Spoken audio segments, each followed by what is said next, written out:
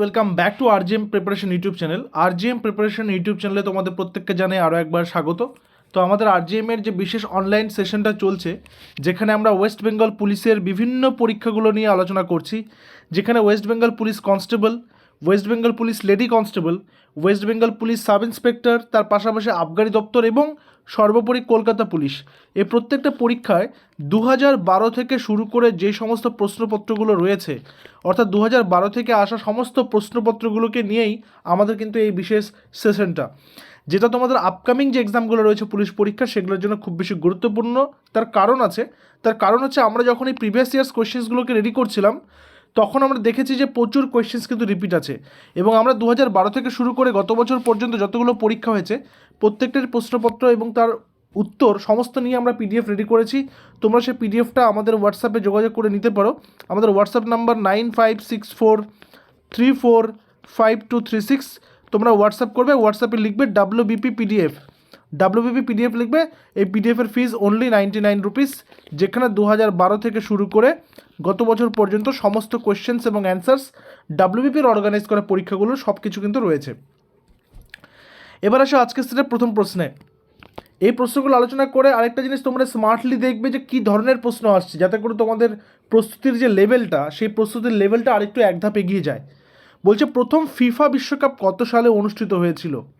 দেখো, ফিফা যে ফেডারেশনটা, সেটা 1904, আমি এই সাইডে লিখছি, 1904 খ্রিস্টাব্দ থেকে কাজ করছে। অর্থাৎ গোটা বিশ্বের যে ফুটবল দলগুলো রয়েছে আন্তর্জাতিক মানের, জাতীয় দলগুলোকে নিয়ে কিন্তু এই ফিফা বিশ্বকাপ আয়োজিত হয়, এবং প্রথম ফিফা বিশ্বকাপ আয়োজিত হয়েছিল 1930 খ্রিস্টাব্দে। এবং এই বিশ্বকাপ আয়োজনের দায়িত্ব পেয়েছিল কোন দল? উরুগুয়ে। ঠিক আছে, উরুগুয়ে। এবং উরুগুয়ের সাথে ফাইনালে আর্জেন্টিনা কিন্তু ফাইনাল খেলেছিল উরুগুয়ের সাথে, যেখানে উরুগুয়ে 4-2 গোলে আর্জেন্টিনাকে পরাজিত করে। তো প্রথম বিশ্বকাপের ফাইনাল বিজয়ী দল হচ্ছে উরুগুয়ে, 4টি গোল করেছিল, এবং আর্জেন্টিনা হচ্ছে রানার্স আপ দল, 2টো গোল করেছিল। ঠিক আছে, তো এবং এই বিশ্বকাপে 13টি দল অংশগ্রহণ করেছিল। তো আমরা কি জানলাম? ফিফা যে বোর্ড রয়েছে সেটা 1904 সাল থেকে কাজ করছে, এবং প্রথম বিশ্বকাপ উরুগুয়ে খেলেছিল, উরুগুয়ের সাথে আর্জেন্টিনা ফাইনাল ম্যাচ খেলেছিল, উরুগুয়ে সেখানে জিতে চ্যাম্পিয়ন হয়েছিল। 1930 খ্রিস্টাব্দে এই বিশ্বকাপটা আয়োজন করা হয়েছিল। তো খেলা সম্পর্কিত সমস্ত কিছু। তাহলে এর সঙ্গে সঙ্গে আমরা এটাও বলতে পারি যে ক্রিকেট ওয়ার্ল্ড কাপ প্রথম কত সালে হয়েছিল? তোমরা এটা হোম টাস্ক করবে, নিচে জানাবে। ঠিক আছে, যারা যারা ক্লাসগুলো করছো অবশ্যই জানাবে প্রথম ক্রিকেট ওয়ার্ল্ড কাপ কবে হয়েছিল। নেক্সটে আসবো, ভারতের ক্রীড়া প্রশিক্ষক বা প্রশিক্ষক মানে কোচদের সর্বোচ্চ পুরস্কার কোনটি? মানে ভারতবর্ষে তো প্রত্যেক বছর পুরস্কার দেওয়া হয় তাদের বিভিন্ন রকমের কৃতিত্বের জন্য। যদি আমি খেলার সেক্টর থেকেই বলি, তাহলে শুধুমাত্র খেলোয়াড়দেরকেই নয়, তার পাশাপাশি তাদের কোচদেরকেও দেওয়া হয়ে থাকে। তাই কোচদেরকে কোন বিশেষ পুরস্কার দেওয়া হয়ে থাকে? তোমরা নাম দেখলেই বুঝে যাবে। সঠিক উত্তর দ্রোণাচার্য পুরস্কার। দ্রোণাচার্য কে ছিলেন? দ্রোণাচার্য ছিলেন হচ্ছে বিখ্যাত ধনুর্বীর অর্জুনের গুরুদেব, তাই না? তো সেই গুরুদেবের সম্মানের জন্য দ্রোণাচার্য পুরস্কারটা কিন্তু রয়েছে। আচ্ছা, বাকি যে পুরস্কারগুলো রয়েছে, রাজীব গান্ধী খেলরত্ন, যার বর্তমান নাম হচ্ছে মেজর ধ্যানচাঁদ খেলরত্ন পুরস্কার, যেটা ভারতবর্ষের সর্বোচ্চ অসামরিক ক্রীড়া সম্মান। অসামরিক কেন বললাম? সামরিক ক্ষেত্রে কি ভারতরত্ন, অসামরিক ক্ষেত্রে যেটা সিভিলিয়ান অ্যাওয়ার্ড সেটা হচ্ছে, সামরিক ক্ষেত্রে হচ্ছে তোমার পরমবীর চক্র, আমার বলতে ভুল হলো। সামরিক ক্ষেত্রে পরমবীর চক্র, অসামরিক ক্ষেত্রে ভারতরত্ন, কিন্তু অসামরিক ক্রীড়া মানে স্পোর্টসের ক্ষেত্রে কিন্তু মেজর ধ্যানচাঁদ খেলরত্ন পুরস্কারটা সর্বোচ্চ সম্মান। অর্জুন পুরস্কারটা খেলার জন্য দেওয়া হয়।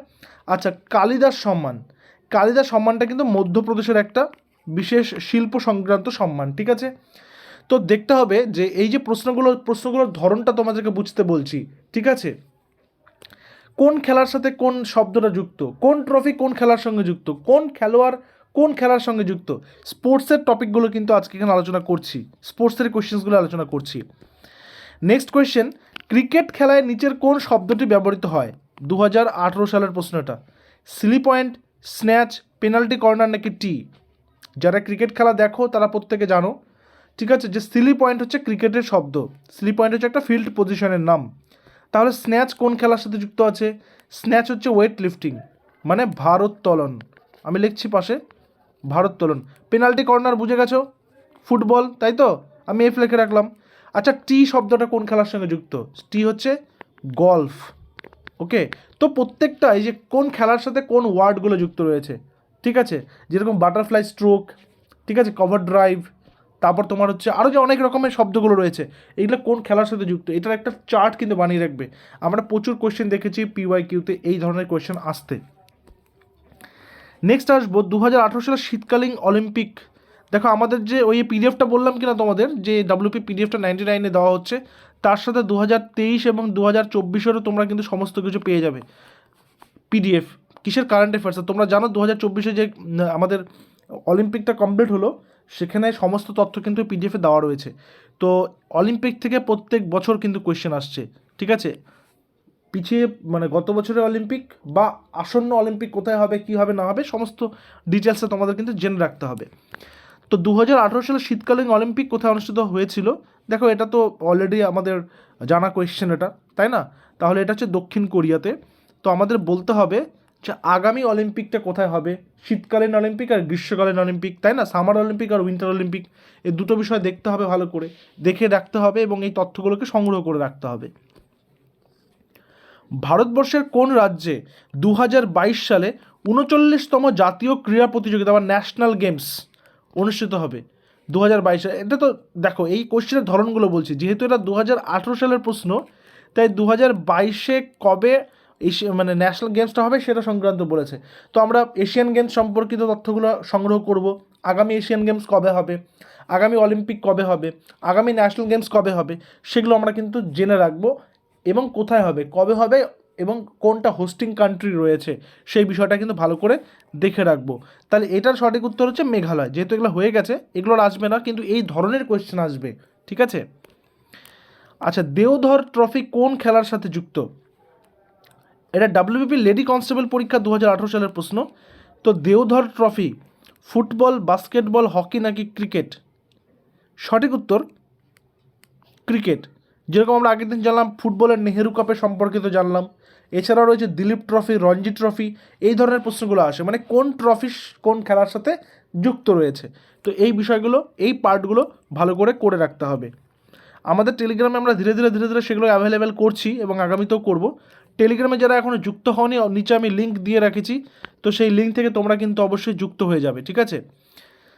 সম্প্রতি কোন ভারতীয় মহিলা ক্রিকেটার 200 উইকেট দখল করে? যেহেতু 2018 সালের প্রশ্ন, এবং 2018তেই এই কৃতিত্বটা অর্জন করেছেন আমাদের বাঙালির গর্ব, ভারতবর্ষের গর্ব তথা গোটা পৃথিবীর বিশ্ব ক্রিকেটের, মহিলা ক্রিকেটের একজন আইকন প্লেয়ার, তিনি হচ্ছেন Jhulan Goswami, option number A. আচ্ছা, এখানে আরও একটা নাম তোমরা দেখতে পাচ্ছ, মিতালি রাজ। মিতালি রাজ একজন ব্যাটার ছিলেন, ঠিক আছে, তিনি ওপেনিং বা ফার্স্ট ডাউন তিনি ব্যাট করতেন, এবং তিনি প্রথম মহিলা হিসাবে 10,000 রান করেছেন। তিনি প্রথম মহিলা ব্যাটার হিসাবে 10,000 রান করেছেন, ঠিক আছে। তো মিতালি রাজ প্রথম 10,000 রান প্রাপক ব্যাটার, এবং ঝুলন গোস্বামী প্রথম 200 উইকেট প্রাপক বোলার, ঠিক আছে। চলো পরের নাম্বারে যাব। সাম্প্রতিককালে পশ্চিমবঙ্গে বসবাসকারী মহিলাদের দ্বারা প্রস্তুত ফুটবলটির নাম কি? ঠিক আছে, 4টা অপশানস রয়েছে। কি কি অপশানস রয়েছে? বিজয়ী, বিজয়িনী, জয়িতা নাকি জয়ী? 2018 সালের প্রশ্ন এটা। তো সঠিক উত্তর জয়ী। তো দেখো, যেহেতু পিওয়াইকিউগুলো আলোচনা করছি, তো এখানে একটা জিনিস তোমরা মনে রাখবে যে স্পোর্টসের ক্ষেত্রে ভারতবর্ষ সম্পর্কিত যে সমস্ত খেলা এবং পশ্চিমবঙ্গ, বিশেষ করে পশ্চিমবঙ্গ সংক্রান্ত বা সম্পর্কিত যে সমস্ত খেলা রয়েছে, সেই প্রত্যেকটা বিষয়কে কিন্তু তোমাদের একটা তালিকা করে রাখতে হবে। এখান থেকে প্রশ্ন তোমরা পাবেই পাবে। মেহুলি ঘোষ কোন খেলার সাথে যুক্ত? এবং বিশেষ করে একটা কথা বলে রাখি, 2024-এর যে অলিম্পিকটা হয়ে গেল, সেই অলিম্পিকের সমস্ত ডিটেলস তোমাদের কাছে থাকা জরুরি, কারণ অলিম্পিক থেকে এবার পরীক্ষাতে ডাব্লিউবিপিতে প্রচুর কোয়েশ্চেন আসবেই, ঠিক আছে। সেখানে নীরজ চোপড়ার সেই জ্যাভলিন থ্রোর রেকর্ডটা হোক, বা ওই যে আমাদের একজন বিশেষ যে এয়ার শুটার যিনি ছিলেন, যিনি 2টো মেডেল পেয়েছেন, কে তিনি, তার নামটা হোমওয়ার্ক থাকবে, তার নামটা নিশ্চয়ই তোমরা কমেন্ট সেকশনে জানাবে। এর আগের ক্লাসে আমি বলেছি, যিনি প্রথম নজির গড়েছেন ভারতীয় হিসাবে একই অলিম্পিকে, একই সেশনে, মানে অলিম্পিকের একটা ইয়েতেই আয়োজনে 2টো মেডেল তিনি পেয়েছেন, ঠিক আছে, শুটিংয়ে। তো তিনি কে ছিলেন সেটার নামটা তোমরা নিচে জানাবে। আচ্ছা, এখানে বলছে মেহুলি ঘোষ কোন খেলার সাথে যুক্ত? সঠিক উত্তর এয়ার রাইফেল শুটিং, ঠিক আছে, air rifle shooting, option number B. তো তিনি 10 মিটারে রূপা পেয়েছিলেন, 10 মিটারে কী পেয়েছিলেন? রূপা পেয়েছিলেন। ওকে, সো অপশন নাম্বার বি হচ্ছে এখানে কারেক্ট অ্যান্সার। রজার ফেডারার কে ছিলেন? দেখো এটা হচ্ছে এসএসসির গ্রুপ সির প্রশ্ন চলে আসলো। তো রজার ফেডারার কে ছিলেন? খেলার প্রশ্ন এটাও। রজার ফেডারার কোন খেলার সাথে যুক্ত ছিলেন? আমরা যখনই এই খেলাটার নাম বলি সেখানে 3টা নাম তো আমাদের বলতেই হয়, রাফায়েল নাদাল, রজার ফেডারার এবং নোভাক জোকোভিচ, যারা দীর্ঘ বছর ধরে এই খেলায় কৃতিত্ব অর্জন করেছেন এবং যারা দর্শকদের আকৃষ্ট করে রেখেছেন এই খেলার প্রতি, তাই না? এবং বর্তমানে আরও অনেক যুবতী এবং যুবা খেলোয়াড়রা এসছেন এখানে। তো এই রজার ফেডারার হচ্ছেন টেনিস খেলার সঙ্গে যুক্ত। ওকে, আচ্ছা, মোহনবাগান ক্লাব ব্রিটিশ দলকে হারিয়েছিল কবে? মোহনবাগান ক্লাব, এটার উপরে একটা সিনেমাও রয়েছে। মোহনবাগান ক্লাব ব্রিটিশ দলকে হারিয়েছিল কবে? 1901, 1905, 1910 নাকি 1911? সঠিক উত্তর হবে অপশন নাম্বার ডি, 1911 খ্রিস্টাব্দে, ঠিক আছে। আচ্ছা, মেজর ধ্যানচাঁদ, এই যে কিছুক্ষণ আগে আমরা জানলাম না যে রাজীব গান্ধী খেলরত্ন পুরস্কারটা পরিবর্তন হয়ে গেছে, হয়ে গিয়ে নাম হয়েছে মেজর ধ্যানচাঁদ পুরস্কার বা মেজর ধ্যানচাঁদ খেলরত্ন পুরস্কার অ্যাকচুয়ালি, যেটা বর্তমানে অসামরিক ক্রীড়া ক্ষেত্রে সর্বোচ্চ সম্মান, তাই তো? আচ্ছা, এবার ধ্যানচাঁদ কোন খেলার সঙ্গে যুক্ত ছিলেন বলো? দৌড়, ফুটবল, কুস্তি নাকি হকি? সঠিক উত্তর অপশান নাম্বার ডি, হকি। একটা কথা বলে রাখি, মেজর ধ্যানচাঁদের যে জন্মদিন রয়েছে 29th অফ অগাস্ট, এটা কিন্তু ন্যাশনাল স্পোর্টস ডে, কী ডে? স্পোর্টস ডে, ওকে, হিসেবে পালিত হয়। তো আজকে এই ক্লাসে এই কয়েকটা কোশ্চেনই রয়েছে আমাদের খেলা নিয়ে।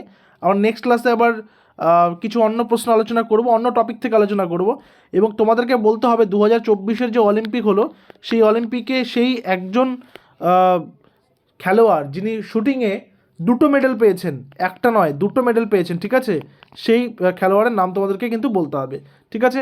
তো দেখা হচ্ছে পরবর্তী ক্লাসে। Till then stay connected with RGM preparation YouTube channel. Thank you very much.